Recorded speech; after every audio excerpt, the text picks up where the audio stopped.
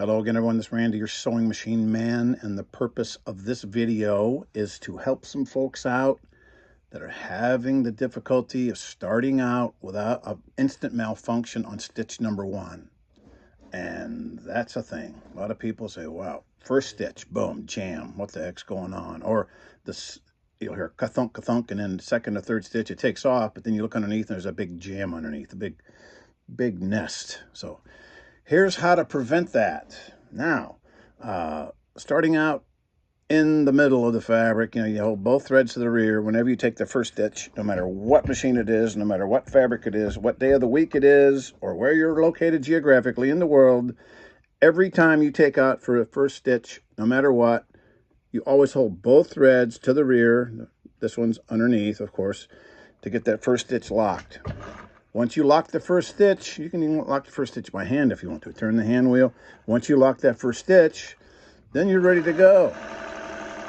You notice I'm using that starting thread as a leash to help it guide. And that's all good for just doing decorative doodads, but does it have a practical purpose? Yes, it does.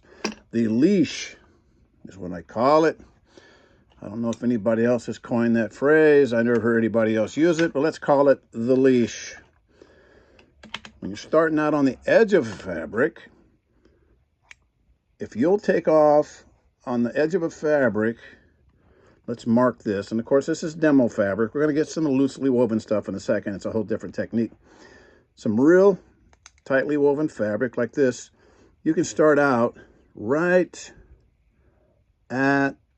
at the edge. I mean at the very, very edge. Because see, it's tightly woven. There's nothing dangling or strangling. Very tightly woven. And you start out by taking your needle down and putting it right there into that line. You don't have the line when you're quilting, but it'll be imaginary line. You put it right on that line. You hold the threads to the rear tightly. I mean, you actually pull on them. If they're slack, it's going to be a problem. You step on the gas, and away you go. And what have we done? Let's see if we got close to the edge so we can illustrate it properly for you. Let's see. Yeah, right there. I could have gone back a little bit more. As long as I'm catching fabric, that's the point. As long as you're catching fabric.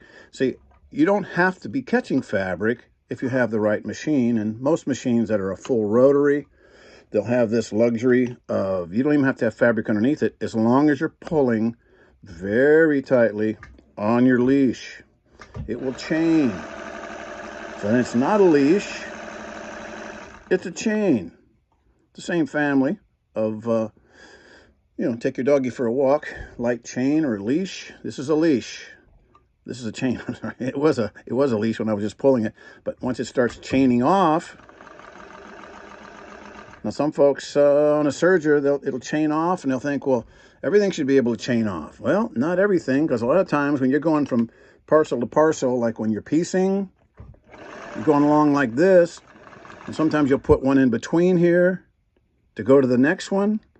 A lot of folks do that, or they can just pull and chain and go, because you're not leashing, then you're chaining. Chaining is when you're pulling, and it's always good. I have a good little 301 rotary here. I'm pretty confident it's always going to do it. A lot of machines will do it. There's a couple every now and then that won't. And they're on my list of the machines that I don't like. That's another video. You can look it up. Some are husky and some sing to you. So, some can be a family member, like a brother. So you'll get the drift. So let's go on to this right here. Let's say you have a raggedy edge like this. That's a whole different ball of wax. Because if your needle comes down, let me get a needle here, for example. If your needle comes down and you're at the edge, but you're right here at the edge, see, there's nothing holding that. Your edge doesn't start to where the unraveling stops. When there's a bunch of unravels like that, you better catch it on the other side of the unravel and be like right there. You start off right there, and you're going to be leashing, unless you want to chain, then you hold it real tight, and you can take a stitch, and then you can backstitch. Once you backstitch, then you can chain it.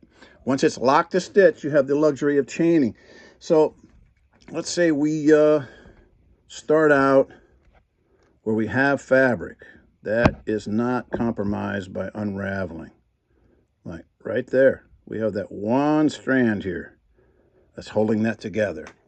And that's what's going to make it successful when you bring the needle down to that spot I marked. Right, let's see if I'm going to get it right there. Lower the foot, always lower the foot, and then hold on to those two and don't have any slack in them. Hold them tight. Pull on them. Once you lock that first stitch, I'm going to do the first one by hand to show you how it works. And then you pull, and away you go. And you got it. Now, if you come off the end, on the other end, it's loosely woven, toughest stuff there is to sew on. Let's go forward. Go all the way down to the very end where it's loosely woven. And you say, well, I'm going to come off there onto another piece. If you don't have a bridge piece in between there, you better do some chaining and not leading. You're going to chain and go back on again. See how that works? If you have this piece here to go over in the middle, then you don't have to worry about pulling the chain. All you have to do about is bridging over the fabric from one to the other. I'll show you how to bridge over. And I just made all this stuff up. I don't know if anybody else uses these terms. I just made it up. So somebody else may have a better term for it. But the bridge over, you just go along here, you catch that, you're bridging, because that's not your work, that's your bridge. And you go back to something who's your bridge, or your work rather, and away you go. Then you don't have to chain.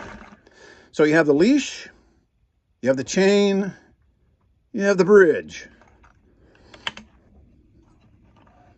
The leash is when you're just starting out and you hold the two threads tight to the rear. The chain is when you're pulling real hard and you're feeding along, and it's actually chaining. You can see it's locking those stitches. And the bridge is when you're transitioning from one to the other.